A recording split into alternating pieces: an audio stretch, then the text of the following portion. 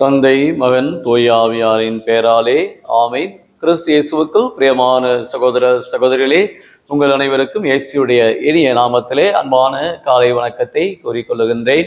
தாயாம் திருவை ஆகஸ்ட் மாதத்துடைய 10ஆம் நாளாகிய இன்று திருத்தொண்டரும் மறைசாட்சியுமான தூய லாரன்ஸுடைய விழாவை இன்று கொண்டாட நம் ஒவ்வொருவருக்கும் அழைப்பு கொடுக்கின்றது. இவர் கிபி 3ஆம் நூற்றாண்டுகளிலே இவர் கடவுளுடைய அருளால், கடவுளுடைய இரக்கத்தால் தன் வாழ்நாளிலே கடவுளுடைய அன்பை பறைசாற்றியிருக்கின்றார். 33 ஆண்டுகள் இந்த உலகத்திலே வாழ்ந்திருக்கின்றார்.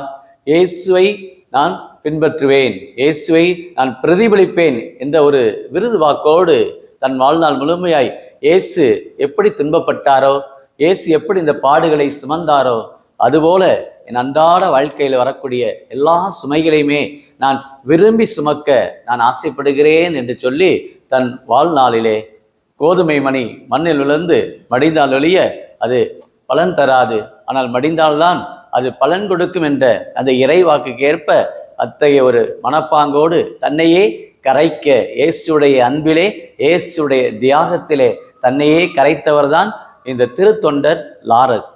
தொடக்க நூற்றாண்டுகளிலே திருத்தொண்டர்கள் தான் இந்த ஏழைகளுக்கு இந்த உதவி செய்வதிலும், அதே சமயத்தில் அவர்களுடைய இந்த வாழ்வு எப்பொழுதுமே பாப்பானவர்களுக்கு பணியாளர்களாக திருத்தொண்டர்கள் இருந்து வந்திருக்கிறார்கள். அரசு பொறுப்புகளையும் இவர்கள் ஏற்றிருக்கிறார்கள். அத்தகைய ஒரு பொறுப்பை ஏற்றவர் தான் இந்த லாரன்ஸ்.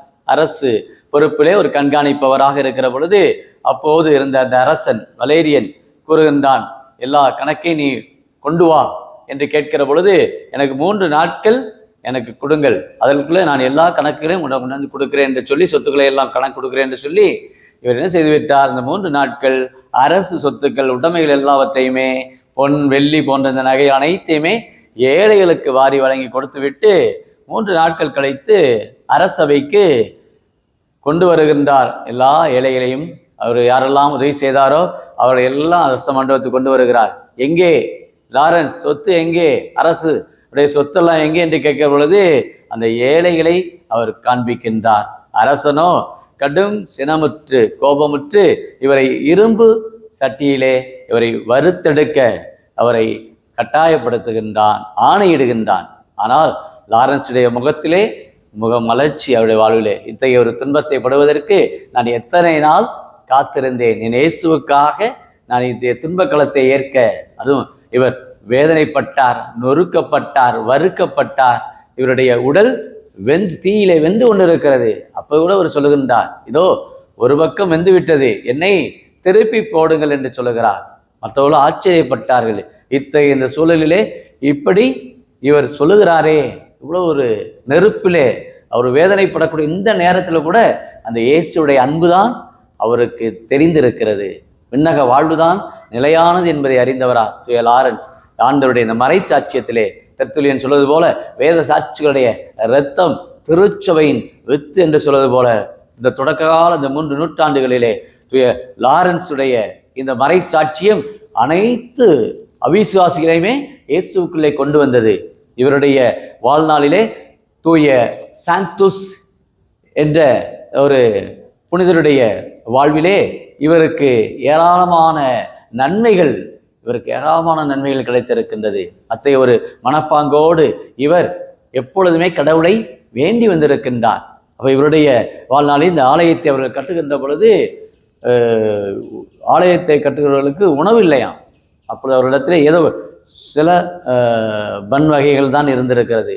ஆனால் அந்த சமயத்திலே லாரன்ஸை வேண்டி இருக்கின்றார்கள். ஆனால் தொடர்ந்து 10 நாட்களாக அவர்களுக்கு தேவையான அந்த உணவுப் பொருட்கள் பன் அனைத்துமே அவருடைய புதுமையால், அவருடைய வேண்டுகிற பொழுது நிச்சயம் கிடைக்கும் என்ற ஒரு நம்பிக்கை அனைத்து மக்களுமே பெற்றார்கள் என்று பாரம்பரியம் நமக்கு சொல்லுகின்றது.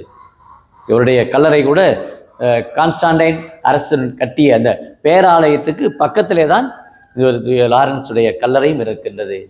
இவ்வாறாக இவருடைய வாழ்வு ஒரு சாட்சிய வாழ்வாக, தன்னையே ஆண்டவருக்காக அர்ப்பணிப்பவராக, கிறிஸ்துடைய அன்பிலே தன்னையே கொடுப்பவராக வாழ்ந்திருக்கிறார். அதைத்தான் முதல் வாசகத்திலே பவுலடியார் கொரிந்திய மடலில் அருமையாக சொல்லுகின்றார். யார் கடவுளுடைய அன்புக்குரியவர்? முகமலர்ச்சியோடு கொடுப்பவர். இன்றைக்கு கொடுக்கிறது என்றாலே எல்லாருக்கும் மன கஷ்டமாக இருக்கிறது, ஆனால் வாங்குவது என்றால் ரொம்ப சந்தோஷம். கொடுப்பதிலே முகமலர்ச்சியோடு கொடுங்கள் என்று சொல்லுகின்றார். அப்ப கிறிஸ்துடைய இந்த அன்பிலே வாழ்ந்தவர் தான் தூய லாரன்ஸ்.